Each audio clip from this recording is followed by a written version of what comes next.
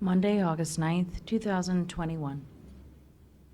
To the flag of the United States of America and to the republic for which it stands, one nation, under God, indivisible, with liberty and justice for all. All right. Hank, you have some issues for us. Yeah, I just have two more or less public service announcements today. As most of you have known, Donna Patrick, she was selected by the Ohio Healthcare Association as the 2021 Nursing Facility Manager of the Year. So on behalf of the board, we just wanted to extend our congratulations to her and thank her for all the things she does for us, especially during this difficult time. But she's going to be recognized on August 24th. There's going to be a award ceremony in Columbus. So congratulations to Donna. And then the second thing that the EMA office rolled out is we are going to be going live with the emergency notification system. So the emergency system provides notifications all across the county about different severe weather, road conditions, if there's any emergency notifications put out by EMA. You could sign up to receive either a text message, a voicemail, or an email. Very simple to sign up. For those that are interested to do it, we just recommend you visit our website, www.eriecounty.oh.gov. And at the top of the page, you'll actually see a little scrolling, kind of like a tickler. Just click on it and you sign up. It should take you about 2 minutes to sign up. So, I did it this morning. It's real easy. yeah. Literally no time at all. Pretty slick. Yeah, it is pretty slick, so that's really all I have. When do we get our next sales tax numbers? We'll know those next week, Next week? yeah.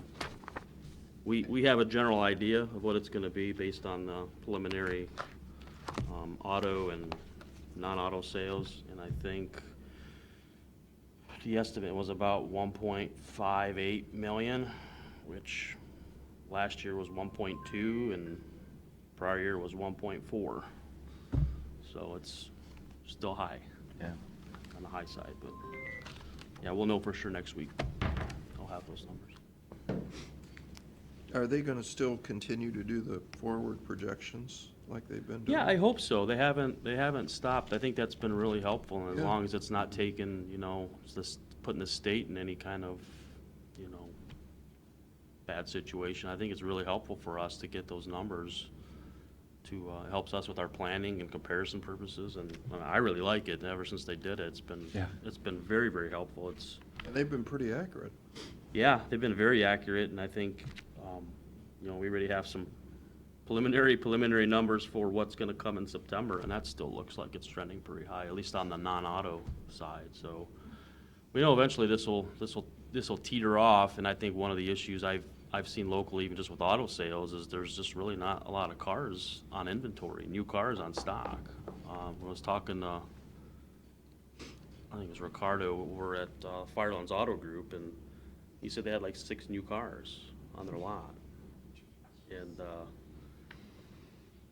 he says they're not able to get them.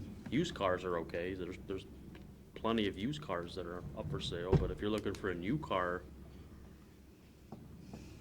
inventory is pretty low.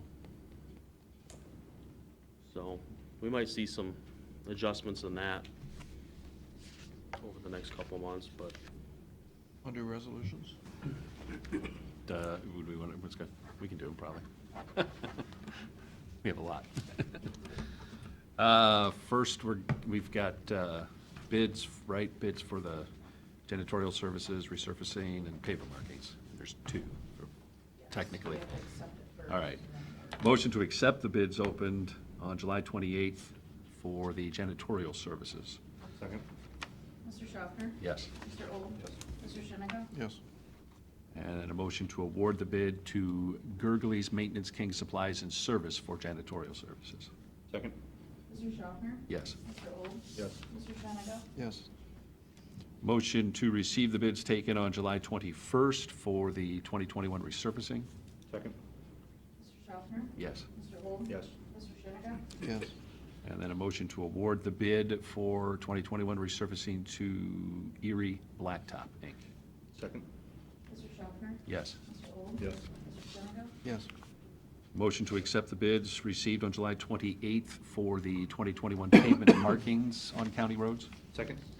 Mr. Schaffner? Yes. Mr. Old? Yes. Mr. Shenega? And a motion to award the bid for pavement markings to Oglesby Construction. Second? Mr. Schaffner? Yes. Mr. Old? Yes. Mr. Shenega? Yes. Move for adoption resolution of Board of Commissioners for the purpose of executing payment of then and now certification. Second? Mr. Schaffner? Yes. Mr. Old? Yes. Mr. Shenega? Yes. Move for adoption resolution of Board of Commissioners for the purpose of approving a transfer of funds. Second? Mr. Schaffner? Yes. Mr. Old? Yes. Mr. Shenega?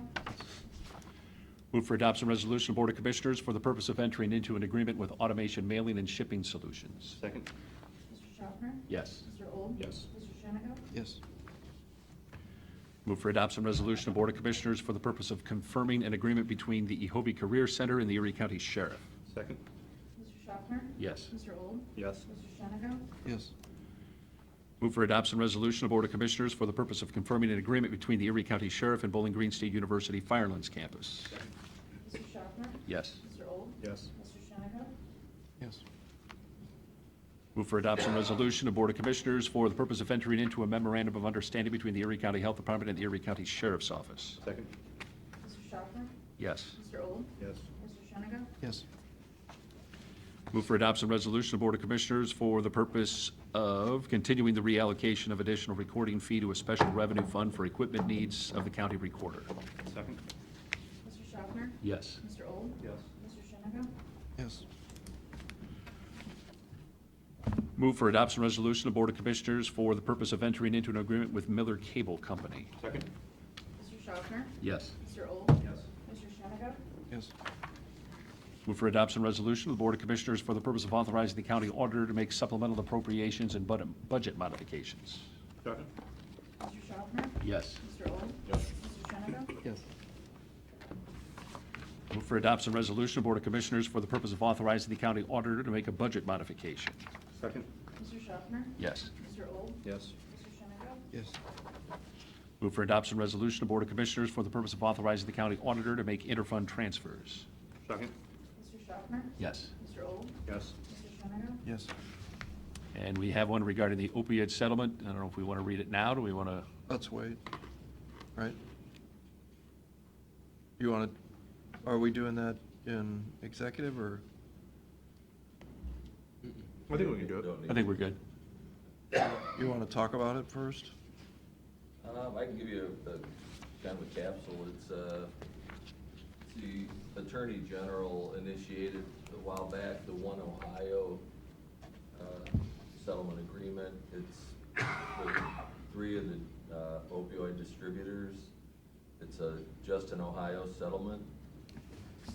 It will require 95% of the political subdivisions in Ohio to agree to it for it to go into effect.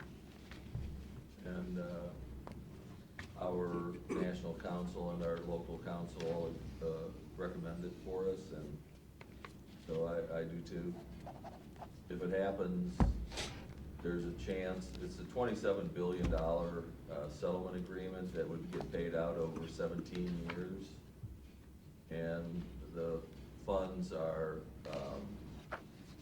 designated for various opioid related issues. It's not, it comes with strings attached, so it's for various community health, all opioid related kind of things for remediation of opioid related problems and so forth. Can it be used to pay back past amounts that we've put in? I don't think so, but I don't know that for sure, but I think it doesn't sound like it, but I can't tell you that for sure. It's a real, very long, complicated agreement, and we just got it a few days ago, literally last week.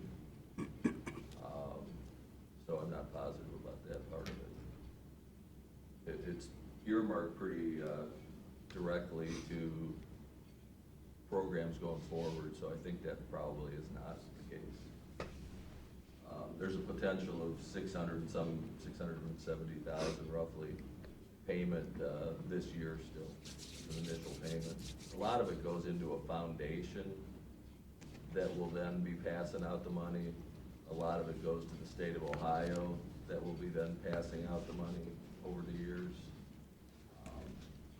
It's kind of a we have nothing to lose situation. And it's really, because it's set up not, this is completely separate and apart from the multi-district litigation that we've been involved in for years. And this involves all political subdivisions, all counties, all municipalities, all townships. Because they're trying to buy their peace basically so they don't get sued again. That's where the 95% comes in before it'll happen. So the other litigation that you say is separate? Right, this Does will that not go away affect our then? claims in the multi-district litigation that we're actually a party in. So, That will continue on. This is only with 3 entities, and it won't affect that litigation. interesting. Why would, I wonder why those parties would do that? They must think it's in their interest, I guess, to go ahead and do that. I'm not even sure that those particular companies are defendants in the MDL. This was a lawsuit brought by the Attorney General under what's called the One Ohio Agreement. Wasn't that, I think that was the discussion, as I remember now that you said that, the counties didn't, they wanted local control over the funds. They didn't want the state to have to put this money in the state mental health board and then let them basically control the funds. Yeah, Remember a that? chunk of this does go to the state. And then but it's $27 billion. So there is a large amount that goes to the state, and then the rest of it gets parceled out based on primarily population. So the 600,000 that you're talking about, that would go to local control? That would go to Erie County, specifically to Erie County. The Okay. city would get a percentage. I think even every township gets a little piece. Every city, every village, everybody gets a little piece at the beginning. And then a big chunk of it goes into these foundations that are, I think maybe they're set up on a county basis. No, they're regional. Are they regional? Yeah, regional, that's right. They're set up on a regional basis, and then they'll have these boards that are set up, and those boards will decide how to parcel out the money at that point.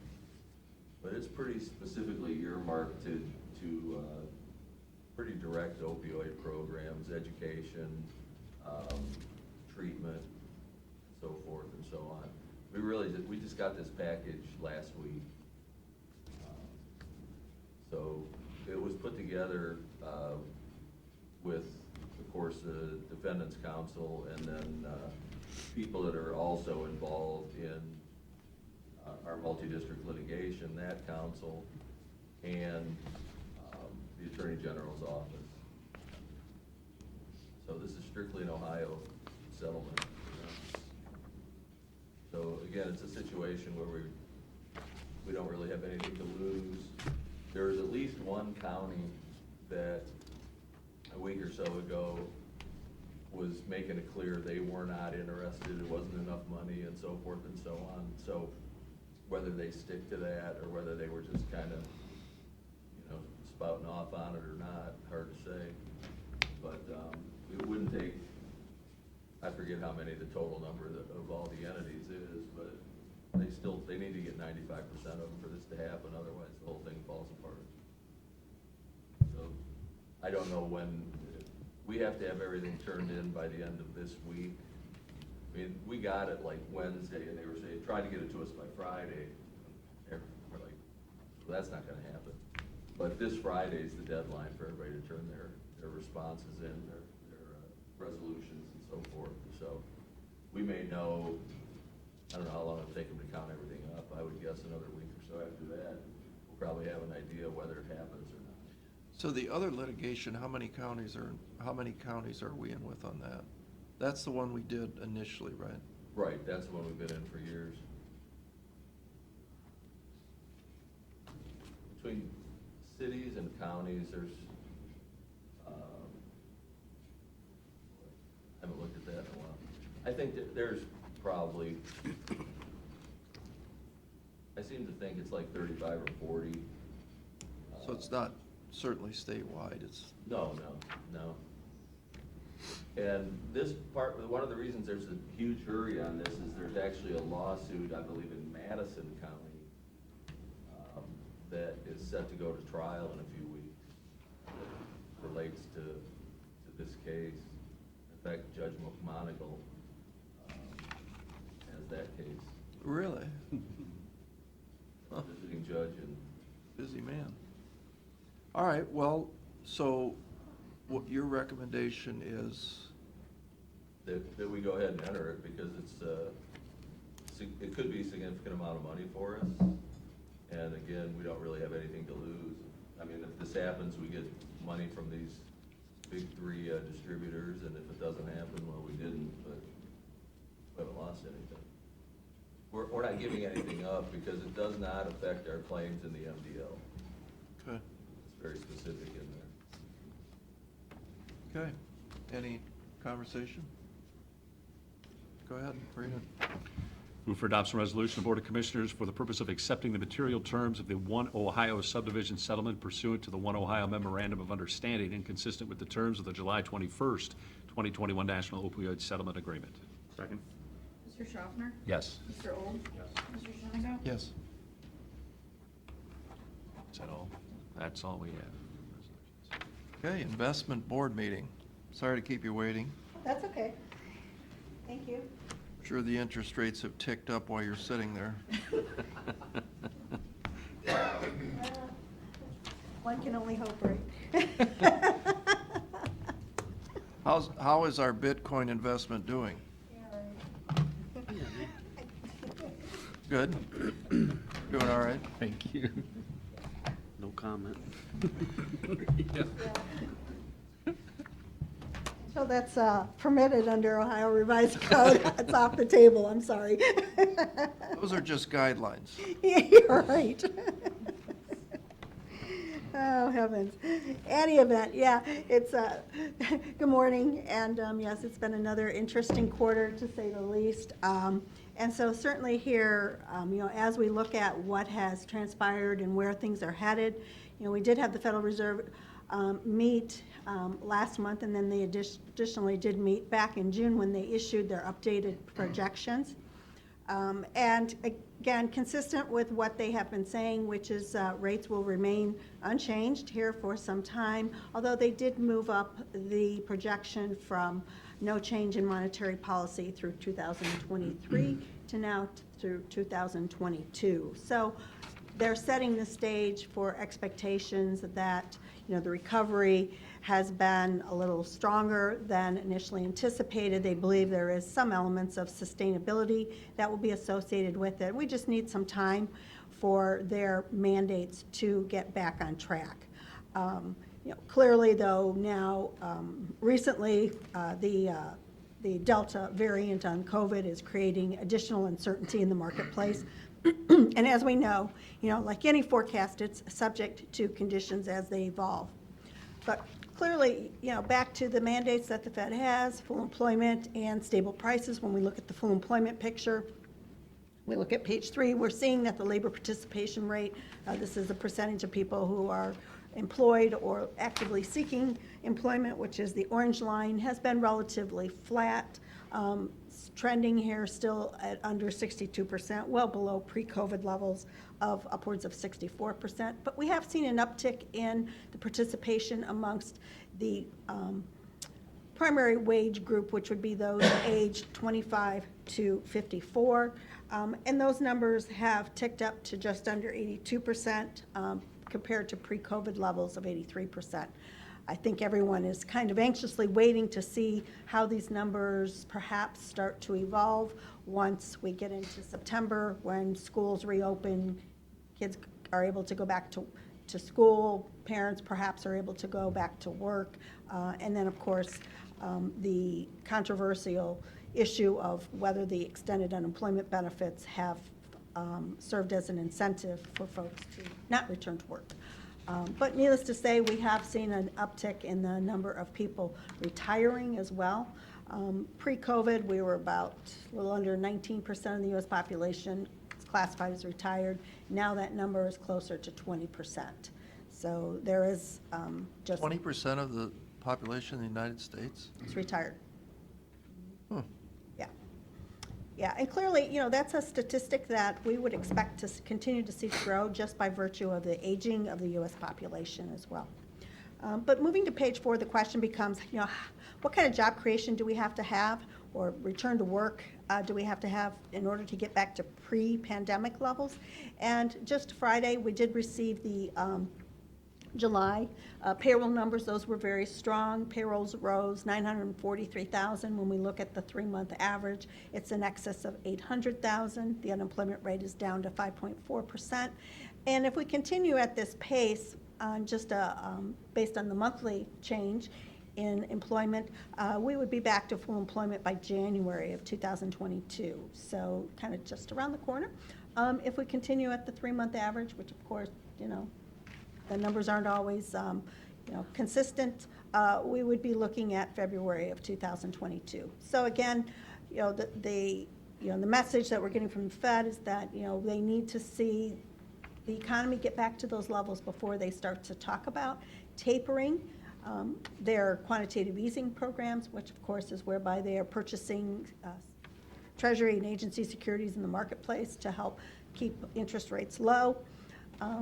And we would anticipate that once the Fed says they have met those mandates, then they will start to enact on pulling back, cutting back on those programs. They have already kind of started to allude to they will start those conversations, so we would anticipate that we may see a little more clarity on that in the 4th quarter. On the inflation front, on page 5, we're looking at this chart. This is a chart of the Consumer Price Index. The core Consumer Price Index is the gray line that excludes that volatile food and energy components, which can tend to distort the trend.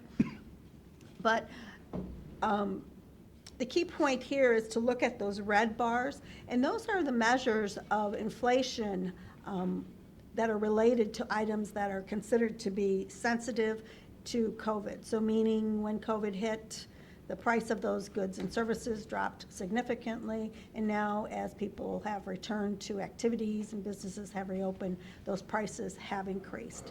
And, you know, a couple components, just to kind of put it in perspective, what we have seen when we look at the lodging away from home, of course, you know, a year ago, very few people were going on vacation, so the price of lodging was certainly down.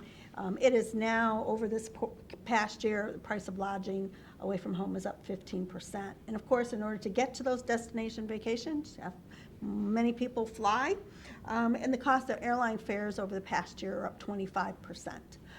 So clearly, you know, we have these components which are very much driven based off of the recovering economy. And this is the elements that the Fed is referring to as transitory. So once we, you know, get these kind of under our belt, we get into a new year-to-year comparison, then the inflation numbers they would anticipate from a core number perspective would be lower.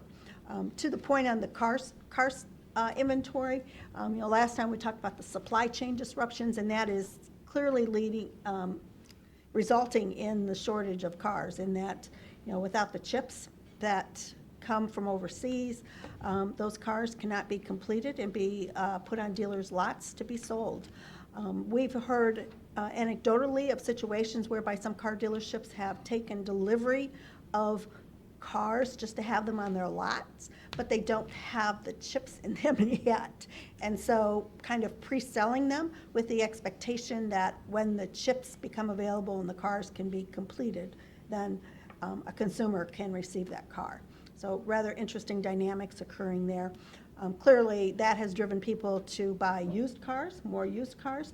And in June, most recently, we saw the price of used cars on a national basis increase 10%. And year over year, used car prices have increased 45%, which It's just crazy, but that being said, yeah, these are certainly some unusual times and some unusual impacts on inflation. But when we look at those green lines, we can see that excluding these sensitive items, the general level, the overall level of inflation still has remained relatively muted. So the Fed is taking the stance, of course, they want to be patient and see some of these numbers, I want to say fall out or see how they land before they really make that big change in their policy and start to increase rates. When we look at page 6, yes, interest rates do remain very low. This is a new chart.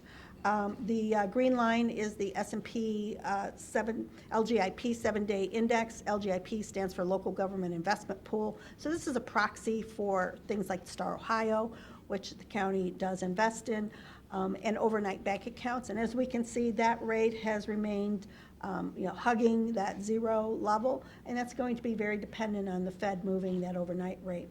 The blue line is the 2-year U.S. Treasury rate, and we can see that we did have a little bit of an uptick here, a little bit of an increase in rates over this past quarter, and that was in reaction, market's reaction to the Fed moving forward their forecast for when monetary policy can start to be returned to normal, and of course, the market pricing that in. So not waiting for it to happen, but pricing that in through rates. And then the red line is the 5-year U.S. Treasury. And again, that had increased back earlier in March, April, primarily a function of as the market started to see these inflation numbers as well and started to question perhaps some of these will be a little sticky. So expectations for inflation have risen. They currently stand around 2.5%. Which still, when we think about the levels of inflation historically, are still relatively low. But clearly the longer-term rates have have moved already. So moving on to page 8, the county's investment portfolio. As we may recall, I'd mentioned in mid-May, the county treasurer did move an additional $12 million over into the investment portfolio. So those funds now have resulted in the portfolio of securities a little over $90 million.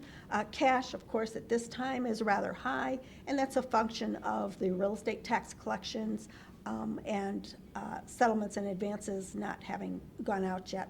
Weighted average yield at 0.88 is about on par with where we were last quarter. Of course, with more money in the investment portfolio, that will help the estimated annual interest income as well. From a maturity distribution, we currently have 33% of the portfolio maturing beyond 3 years. We think it would be prudent to maintain that between that 30 to 40% level, so we're pretty much right on target, and keeping about 60% maturing inside of 3 years, which will provide us with opportunities for reinvestment as market conditions change. So you moved about $9 million more into 3 to 5 years. Yes. What interest rate did you get on that? Those interest rates would have ranged in the 3-year area closer to 0.5, and in the 1-year area upwards of 1%. Say that again, I didn't understand that. 3 years around 0.50%. 0.5? Yes, so half percent. Okay. Yes, and then the 5-year area around 1%. About 1%. Mhm. Okay. Okay. Yeah, and we. Crazy. I know.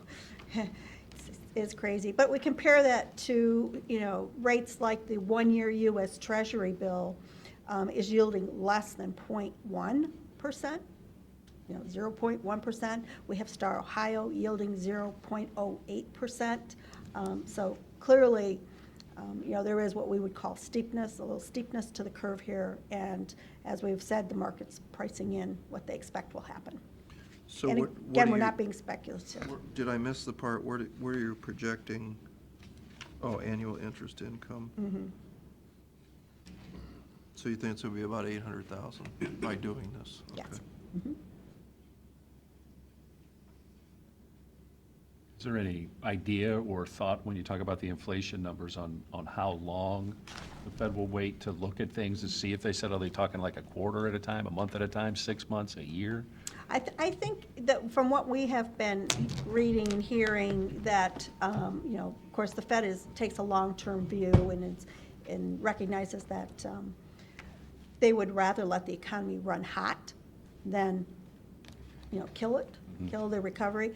And so what we've been hearing is probably at least 6 months, to look to see. They were just talking about that this morning on CNBC, and they were saying, can Powell control the other members of the board?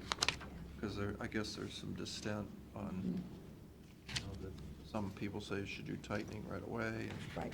he's saying no. Yeah, and that's a very good point, because you're right, the Fed, we think about Chairman Powell, as, the person in charge, but it's a committee, it's a board, so there has to be a consensus. I had also just listened to a commentary from Bill Dudley, who used to be the president of the New York Fed, and the New York Fed's very powerful within the committee. And he said, he had indicated that basically, there's 3 members of the FOMC committee that hold the most influence, that work to influence the other members, and one is Fed Chair Powell, second is the New York Fed, and then the other is the Vice Chair. So, and all 3, his indication was all 3 are in agreement. And so, right, to your point, their task will be to convince the others to stay the course. And that argument begins to get, I'm sure, a little harder to be effective with when, if the U.S. economy continues to show these signs of strong inflation.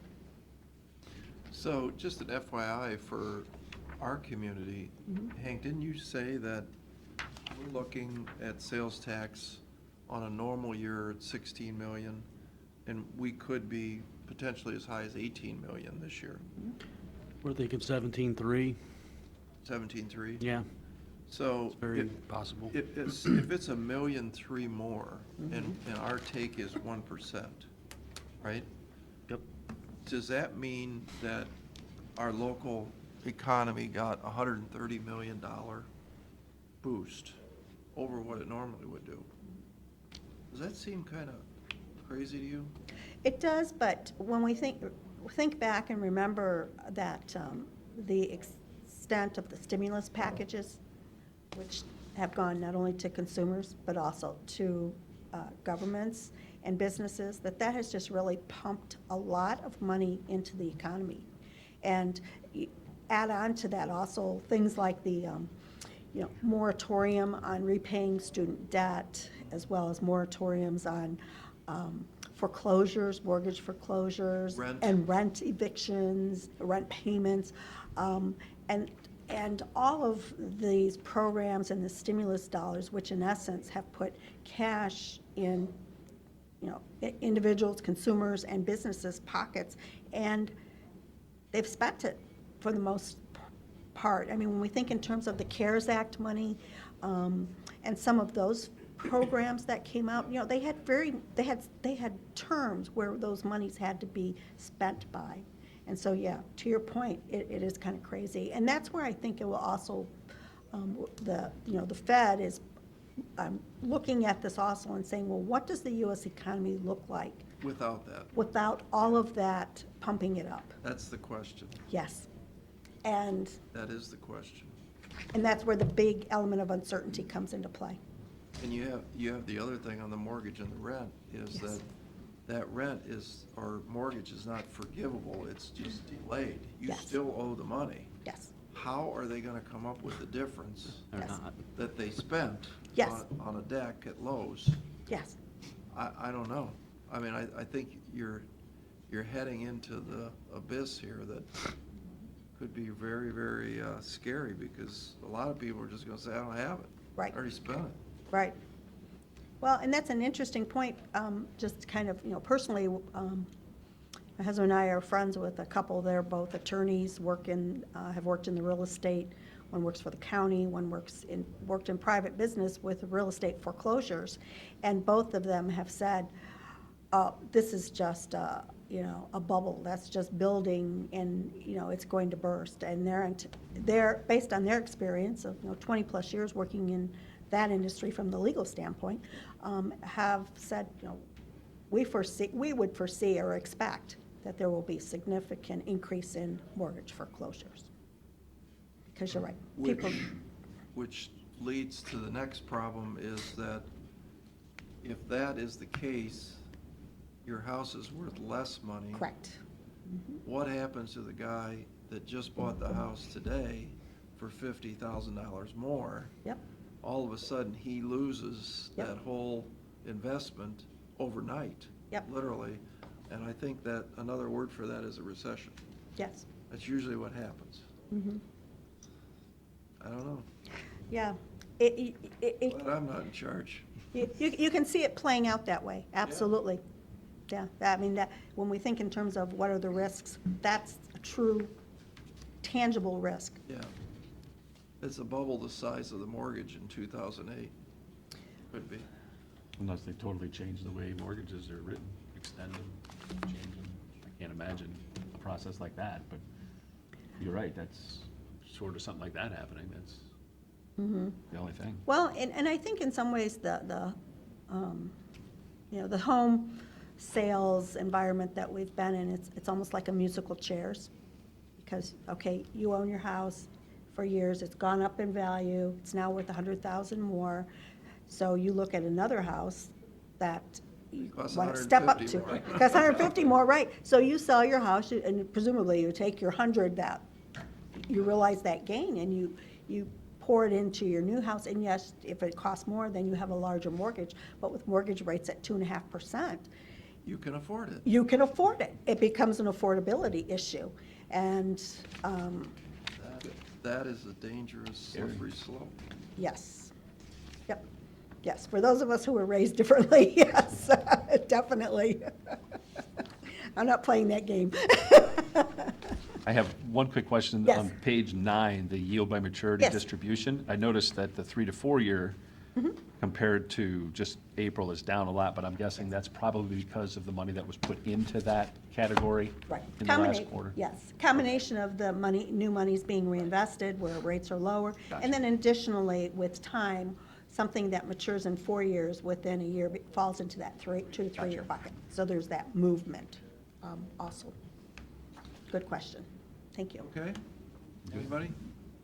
Thank you for your time again. Yes, absolutely. Thank you. Informative. We enjoy your talks. Thank you. I really appreciate the opportunity.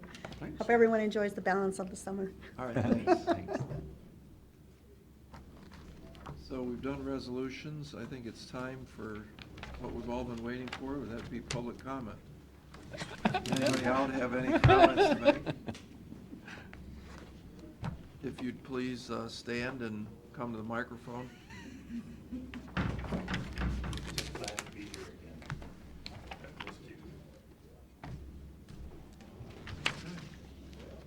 So move for adjournment. No, not that one yet. not yet. Recess, I'm sorry, I apologize. My bad. All right. Go ahead. We going, we're not, we recess. Yeah. Motion to recess. No, motion to go into executive session. Yes. That's what I thought, yeah. Recess and go into executive session. No, just go into executive session. Yeah, we're just, did you say recess? I did. Oh. Recess. I'll second the motion to go into executive session. Mr. Schaffner? Yes. Mr. Old? We're rusty, yes. Mr. Shenango? Yes.